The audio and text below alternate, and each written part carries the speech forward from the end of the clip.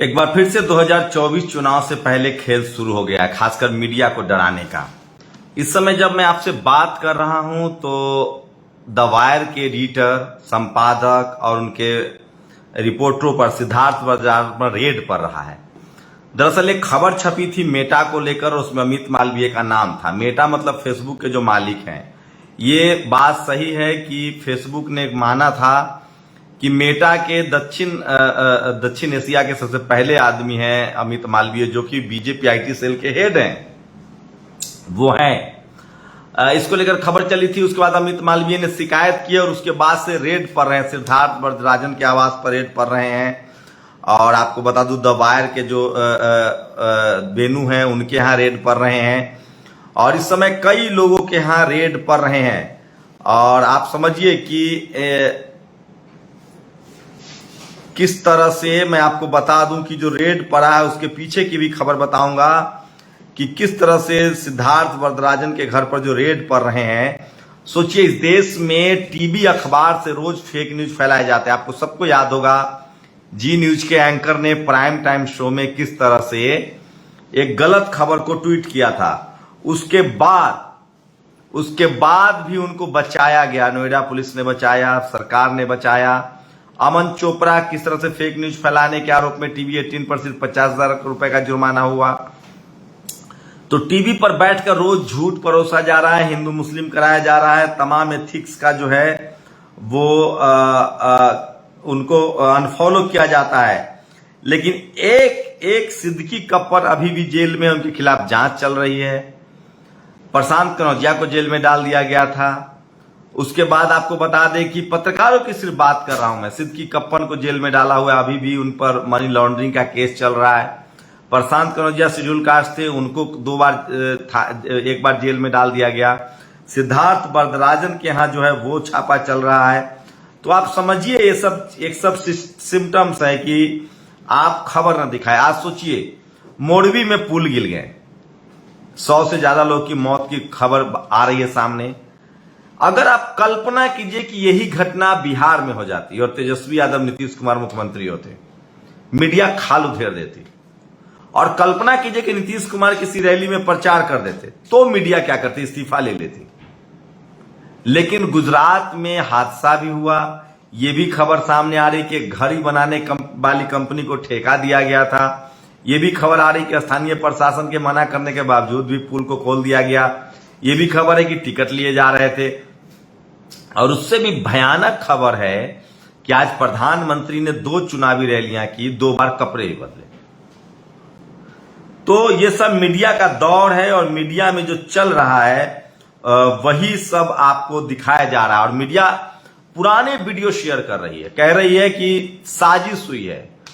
वो सब पुराने वीडियो हैं। और सोचिए, तो क्या तमाम उन पत्रकारों को जेल में डाला जाएगा, उनके चैनल्स बंद किए जाएंगे, उनको इसी तरह से उनके घर पर रेड होगा, इनकम टैक्स ईडी की जांच चलती रहेगी। घड़ी और कैलकुलेटर बनाने वाली कंपनी के मालिक जयसुख पटेल ने पुल का ठेका ले लिया। बिना फिटनेस सर्टिफिकेट की अपनी पोती से पुल का उद्घाटन करवा दिया। कई गुना टिकट बेचकर भीड़ को पुल पर भेज दिया। करीब 150 लोगों की मौत हो गई, लेकिन ओरेवा ग्रुप के मालिक के खिलाफ केस तक नहीं दर्ज है। ये कहां से लाते हैं ये लोग हिम्मत, सोचिए। केवल मोरबी पुल ही नहीं ध्वस्त हुआ, अपितु डबल इंजन वाली सरकार की नीतियां एवं गुजरात मॉडल भी ध्वस्त हुआ है। स्वामी प्रसाद मौर्य आए। लेकिन अभी सबसे बड़ी खबर आ रही कि सोचिए, सिद्धार्थ वरदराजन के घर पर छापे पड़ रहे हैं।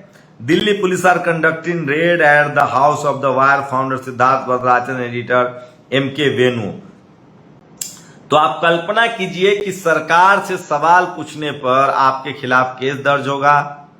और एक खबर को लेकर सोचिए, ऐसे रोज दर्जनों खबर, क्या तमाम पत्रकारों पर अगर केस दर्ज कराया जाएगा तो सबके खिलाफ यही होगा। आप सोचिए, कल्पना कीजिए, सब कुछ डराने की कोशिश है, धमकाने की कोशिश है। और अमित मालवीय सबसे ज्यादा फेक न्यूज फैलाने में रहे। बीजेपी के आईटी सेल पर गंभीर आरोप लगते रहे हैं। वहीं ट्विटर की माने ऐसा कहा जा रहा है कि $20 देने पड़ेंगे हर महीना जिन लोगों का ब्लू टिक है। अब इस वजह से ब्लू टिक वाले लोग परेशान हैं। लेकिन सवाल है कि ये वो खबरें हैं जो आपके लिए जानना जरूरी है, आपके लिए समझना जरूरी है। और मोरबी के गुजरात के मोरबी में अब तक 41 लोगों के शव बरामद है, दर्जन अभी भी लापता हैं।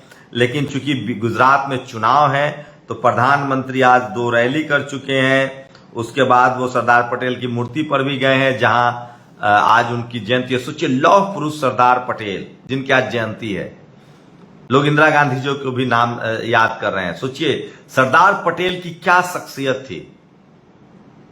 एक लाइन में सारे रजवाड़े खड़े हो गए थे भारत में विलय के लिए, एक सरदार पटेल के पास, क्योंकि 5 लाख की सेना थी, एयरफोर्स भी था, नेवी भी थी।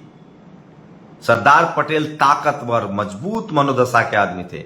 बाबा साहेब और सरदार पटेल के बीच का एक कन्वर्सेशन है। सरदार पटेल जाते हैं बाबा साहब के पास, कहते हैं कि रिजर्वेशन का मसला छोड़ दीजिए, खासकर नौकरियों में।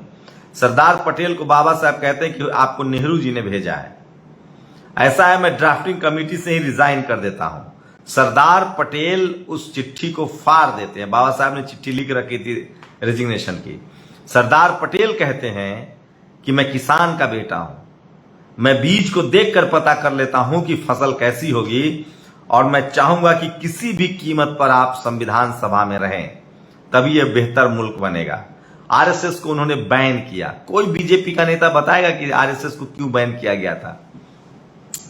तो सरदार पटेल को लेकर है। और सोचिए किस तरह से इस देश में लगातार जो सरकार से लोग सवाल पूछ रहे हैं उनको डिस्टर्ब किया जा रहा है, और चैनलों पर शाकाहारी टाइप का सवाल, एब्स्ट्रैक्ट सवाल से पूछा जा रहा है। मोरबी के मुजरिम कौन, मोरबी का गुनहगार कौन, मोरबी के मौतों का जिम्मेदार कौन?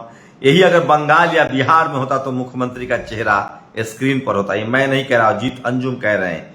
ये अजीत अंजुम, विनोद कापरी, ये वो लोग हैं जिन्होंने इस देश के तमाम SC ST OBC माइनॉरिटी के नेताओं को बदनाम किया है, कांग्रेस तक को बदनाम किया है। और सोचिए, घड़ी बल्ब बनाने वाली कंपनी को पुल बनाने का ठेका दिया गया, 141 जिंदगियां हुई तबाह, नतीजा सामने है। शाखा में लाठियां भाजने वालों को देश दिया, देश में सब कुछ तबाह हो गया, नतीजा सामने है। श्रीनिवास ने ट्वीट किया है। और सोचिए, प्रधानमंत्री राजनीति करते थे, और सोचिए एक जडेजा परिवार के 7 लोगों का परिवार जो है वो मर गए हैं। और सोचिए प्रधानमंत्री खुद जब बंगाल में पुल गिरा था तो वो राजनीति कर रहे थे, लेकिन आज भी राहुल गांधी ने कहा है कि जितने भी कांग्रेस के कार्यकर्ता है वो जाके उनकी मदद करे। आम आदमी पार्टी ने भी कहा है कि जितने भी कांग्रेस के कार्यकर्ता है वहां जाकर मदद करे। तो ये तमाम बड़ी खबरें हैं जो आज सोशल मीडिया पर वायरल है, और मैं इसलिए कह रहा हूं कि वसीम अकरम त्यागी ने ट्वीट किया, 2 फरिश्ते तौफीक भाई और हुसैन पठान। तौफीक भाई ने जहां 35 जिंदगियों को अस्पताल पहुंचाया, वहीं तैराक हुसैन पठान ने तैरकर 50 लोगों की जान बचाई। गुजरात के अखबार इनके कसीदे पढ़ रहे हैं और खुद के बंदे बता रहे हैं। इनके समाज के खिलाफ नफरत फैलाने वाले अपनी बात क्या कहेंगे? तो सबसे बड़ी खबर है, लेकिन वही सबसे ज्यादा डरावना खबर है कि द वायर के खिलाफ रेड पड़ रहे हैं, छापे पड़ रहे हैं। इस तरह की चीजों के खिलाफ आपको खड़ा होना पड़ेगा, और नहीं तो कल आपकी भी बारी आएगी। गलत किसी के साथ भी हो, आपको उसके खिलाफ बोलना पड़ेगा, गलत के खिलाफ आपको सवाल उठाने पड़ेंगे। और सोचिए किस तरह से मैं बार बार कह रहा हूं कि सोशल मीडिया ही सच्चा मीडिया है, सोशल मीडिया ही बहुजन मीडिया है। और जिस तरह से द वायर के खिलाफ जांच चल रहे हैं, जिस तरह से उनके लोगों को घर पर जांच हो रहा है, उनके इक्विपमेंट्स जब्त किए जा रहे हैं, वो कहीं ना कहीं ये सारे सवाल पैदा करता है कि आखिर क्यों। सोचिए, large number of Hindu supremacists are taken over today in Haryana, India to carry trident, stressful and protect their religion. Shri परमेश्वर तथा अपने पूर्वजों का स्मरण कर मैं प्रतिज्ञा करता हूं कि अपने पवित्र हिंदू धर्म, हिंदू संस्कृति, हिंदू समाज तथा हिंदू संस्कृति का संरक्षण कर हिंदू राष्ट्र की स्थापना के लिए मैं बजरंग दल का कार्यकर्ता बना हूं। सोचिए, सरेआम हिंदू राष्ट्र बनाने की बात कही जा रही है। आप बाबा साहब की 22 प्रतिज्ञाएं नहीं ले सकते हैं, आप धम्म की दीक्षा नहीं ले सकते हैं, संविधान को नहीं मान सकते हैं, लेकिन सीधे सीधे, और ये जब हिंदू कहते हैं तो मुझे हंसी आती है। ये हिंदू राष्ट्र बहुत बड़ा छलावा है। हिंदू मैं भी हूं, हिंदू पटेल भी है, मराठा भी है, जाट भी है, गुर्जर भी है। हिंदू इस देश का तमाम किसान जातियां हैं। हिंदू इस देश की एससी भी है, एसटी भी है, ओबीसी है। लेकिन वो नौकरी मांगेंगे तब उनकी जाति आएगी। वो जजेस नहीं बन सकते हैं, वो कलेक्टर नहीं बन सकते हैं, वो ब्यूरोक्रेसी में नहीं जा सकते हैं, वो कैबिनेट सेक्रेटरी नहीं हो सकते हैं। वो सिर्फ वोट देने के लिए हिंदू है, मंदिर में चढ़ावा चढ़ाने के लिए हिंदू है। दान पेटी की चाबी नहीं मिलेगी। षड्यंत्र को समझिए और सोचिए, आप इस देश के मुसलमानों को बदनाम किया जाता है कि वो इस देश में चाहते हैं कि किस तरह से वो बने, मुस्लिम राष्ट्र बने, इस्लामिक राष्ट्र बने। ये अफवाह फैलाई जाती है और बैन किया जाता है। वहीं दूसरी तरफ सरेआम हिंदू राष्ट्र की बात कही जाती है, संविधान की धज्जियां उड़ाई जाती है, उसके खिलाफ कोई नहीं बोलता है। वहीं दूसरी तरफ मैं आपको बता दूं कि अगर आप बाबा साहब की 22 प्रतिज्ञाएं लेते हैं तो भावनाएं हाथ से जाती है। वैसे आपकी जानकारी के लिए बता दूं कि आज गुजरात के सूरत में भी लोगों ने 22 प्रतिज्ञा ली है। नीतीश कुमार कुछ कह रहे हैं लोक बाईपोल के लिए।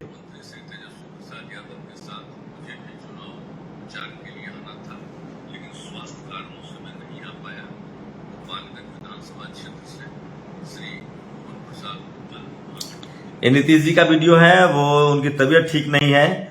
तेजस्वी यादव के साथ उन्होंने चुनाव प्रचार नहीं किया, उसके बाद से वो कह रहे हैं कि हम जाने वाले थे लेकिन चुनाव प्रचार नहीं हुआ है। तो ये सबसे बड़ी खबर बता रहा हूं मैं आपको कि किस तरह से लगातार मोरबी को लेकर खबर वायरल हुई। सुब्रमण्यम स्वामी ने कहा है कि उनकी जान को खतरा है और क्या अमित शाह और मोदी प्लान बना रहे हैं हिरेन पंड्या की तरह मुझे। तो ये बड़ी खबर है, लेकिन सबसे बड़ी खबर है इस समय की कि सिद्धार्थ वदराजन के घर पर रेड पड़ी है, के वेणु के घर पर रेड पड़ी है, द वायर पर छापा पड़ रहा है। अमित मालवीय ने फेक न्यूज की शिकायत की थी और मोरबी के मातम में डूबे माननीय को नमन। तो लगातार प्रधानमंत्री का जो चुनावी कार्यक्रम है, जो सरकारी कार्यक्रम है, वो लगातार जारी है। तो इस समय की ये तमाम बड़ी खबरें थी जो मैं आपको बता रहा था। और मैं बार बार इसलिए कहता हूं कि सोशल मीडिया ही सच्चा मीडिया है, सोशल मीडिया ही बहुजन मीडिया है। तो ये तमाम बड़ी खबरें थी जो सोशल मीडिया पर इस समय वायरल है। मैं इसलिए कह रहा हूं कि क्या लगता है आप लोगों को कि द वायर के यहाँ रेड, आखिर कई पत्रकारों पर केस दर्ज होते हैं, उनके खिलाफ क्यों नहीं कार्रवाई होती है? क्या सरकार के खिलाफ स्टोरी करना बहुत मुश्किल हो गया है? क्या भारत में पत्रकारों को जेल जाना पड़ेगा? रवीश कुमार की एक लाइन है, डरा हुआ बिका हुआ पत्रकार डेमोक्रेसी के लिए खतरनाक है।